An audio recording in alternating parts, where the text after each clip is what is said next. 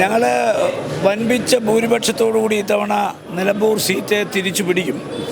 കാരണം എറണാകുളത്ത് തൃക്കാക്കരയിലും പുതുപ്പള്ളിയിലും പാലക്കാട്ടും ഉണ്ടതിനേക്കാൾ കൂടുതൽ വലിയ വിജയമായിരിക്കും. കാരണം ഒരു പൊതു തെരഞ്ഞെടുപ്പ് അടുത്തു വരുന്ന ഈ സാഹചര്യത്തിൽ ഒരു ഗവൺമെൻറ് വിരുദ്ധ വികാരം പരമാവധി പ്രതിഫലിക്കുന്ന ഒരു തെരഞ്ഞെടുപ്പായി ഇത് മാറും.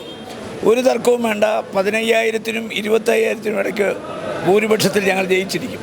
പിണറായി സർക്കാരിനുള്ള തീർച്ചയായിട്ടും ഈ ഗവൺമെൻറ് മാറണമെന്ന് ജനങ്ങൾ ആഗ്രഹിക്കുന്നു. അവിടെ പോസ്റ്റിൽ തന്നെ പറഞ്ഞിട്ടുണ്ടല്ലോ തുടരും. അപ്പോൾ തുടരണ്ട എന്നാണ് ജനങ്ങളുടെ തീരുമാനം. അതുകൊണ്ടാണ് UDF-ന് അനുകൂലമായൊരു തരംഗം ഇവിടെയുണ്ട്. 5 ഭൂരിപക്ഷത്തിൽ ഈ ഗവൺമെൻറ് തിരഞ്ഞെടുക്കപ്പെടും. പിണറായി സർക്കാരിൻ്റെ ജനവിരുദ്ധ നയങ്ങളോടുള്ള എതിരെ തന്നെയായിരിക്കും. ജനവിരുദ്ധ നയങ്ങളോടുള്ള അതിശക്തമായൊരു വിധിയെഴുത്താവും ഈ തെരഞ്ഞെടുപ്പിൽ കാണാൻ പോകുന്നത്. കഴിഞ്ഞ 9 വർഷക്കാലത്തെ ഇടതുപക്ഷ ജനാധിപത്യ ഗവൺമെൻറ്റിനെതിരായ ഒരു വിധിയെഴുത്താവും ഈ തെരഞ്ഞെടുപ്പ് ഫലം. ഇവിടെ മലയോര മേഖലയിലെ ജനങ്ങൾ അനുഭവിക്കുന്ന പ്രശ്നങ്ങളിൽ ഇടപെടാത്ത സർക്കാരിനെതിരെ, കേരളത്തിലെ ജനകീയ പ്രശ്നങ്ങൾക്കെതിരെ കണ്ണടയ്ക്കുന്ന ഈ സർക്കാരിനെതിരെ, നിത്യവ്യവസായങ്ങളെ വില വർധനവിനെതിരെ കണ്ണടയ്ക്കുന്ന സർക്കാരിനെതിരെ, അഴിമതിക്കെതിരെ കണ്ണടയ്ക്കുന്ന സർക്കാരിനെതിരായ ഒരു വിധിയെഴുത്താവും ഈ തെരഞ്ഞെടുപ്പ്. UDF മുൻപെമ്പും ജയിക്കാത്ത വലിയ മാർജിനിൽ ഈ തെരഞ്ഞെടുപ്പ് തിരഞ്ഞെടുക്കപ്പെടും. കൂടുതൽ വാർത്തകളും വിശേഷങ്ങളും നിങ്ങൾക്ക് ലഭിക്കാൻ കേരളീയം ന്യൂസ് സബ്സ്ക്രൈബ് ചെയ്യുക.